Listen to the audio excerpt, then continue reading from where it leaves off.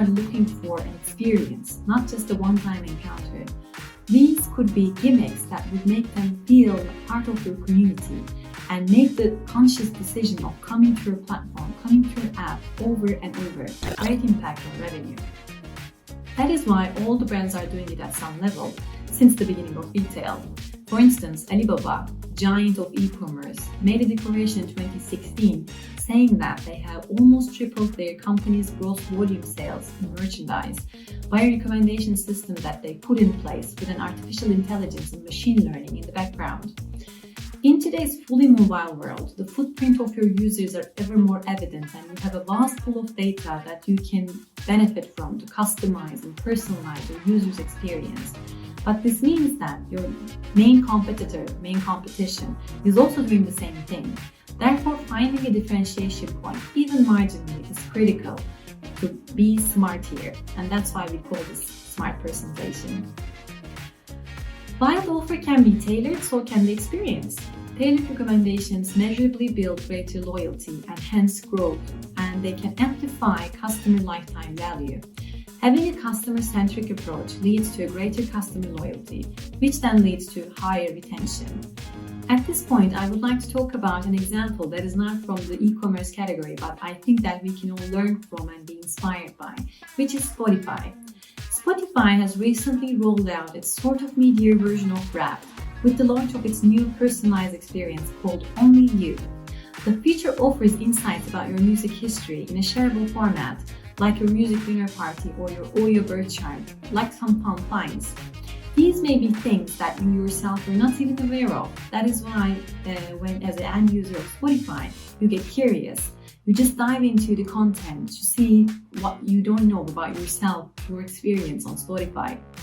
This certainly puts a smile on your face as an end user and makes you feel loyal, part of the Spotify brand community. That is exactly why this is certainly personalization done at its best. At this point, I would like to ask you, why can't an e-commerce app mimic what Spotify did with Only You concept? This may not be something that would have an immediate effect on the revenue share, but today we're talking about brand building, winning the hearts of your customers. That is why I would like you to think about why not having the Only You version of mobile commerce, such as how many times your user has spent on searching for that specific keyword, like dress or eyeliner or shoes. What is the brand that they have bought the most? How much time that they have spent? And comparing it to the community, what it makes them, a brand loyalist or a newbie.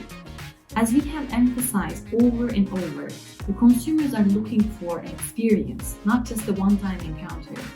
These could be gimmicks that would make them feel part of your community and make the conscious decision of coming to your platform, coming to your app over and over.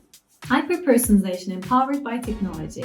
This should be the second highlight to mention when we're talking about making personalization efforts smart.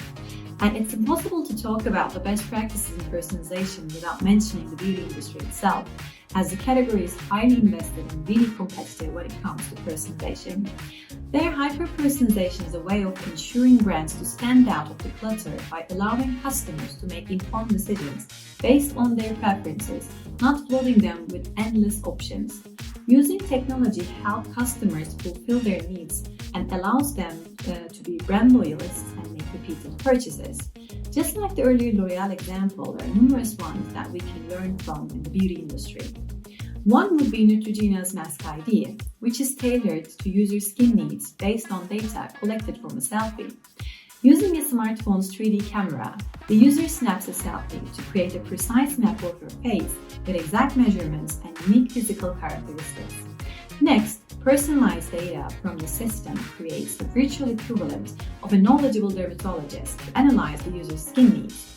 Finally, using a 3D printing process and relevant ingredients, a custom-fit mask is being generated. Neutrogena promotes this as each mask being as unique as the women who use it. A similar innovative approach came from La Roche-Posay. The brand came out with the first wearable sensor that measures your skin's pH levels. It's a stick-on patch which tracks the skin's pH levels and prescribes targeted products via their mobile app. Now, you may as well wonder where this is all going and what could be the ultimate level of personalization that can be done. One thing that we're seeing is you may put personalization as even a business model or a full-scale business strategy. A great example for that would be Stitch Fix. Stitch Fix sends you a monthly box of clothing items as outfits tailored to the choices that you have made.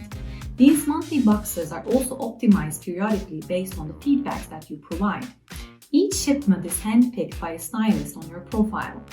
The more you share as a customer, the more accurate your order gets. You can order on demand, or you can also set a timing that would fit your agenda. This positioning is changing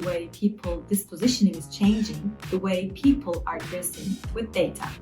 By gathering data on core elements of what a user considers stylish and boiling it down into an algorithm, Stitch Fix intends to deliver personalized recommendations for each of their users directly into their doorsteps.